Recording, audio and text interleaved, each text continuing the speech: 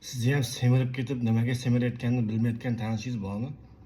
Abuna videoni o'sha kishiga yuborib qo'ying, men tushuntiraman.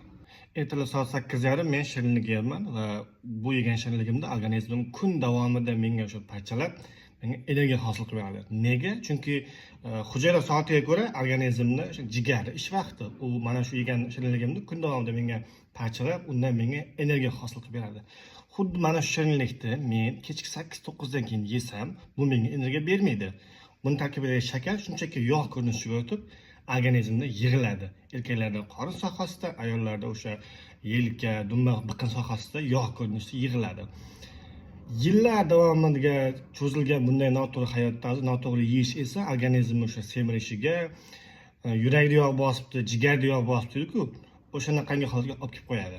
Biz ko'pincha to'g'ri yeyishga harakat qilamiz, lekin noto'g'ri vaqtda yeb qo'yamiz.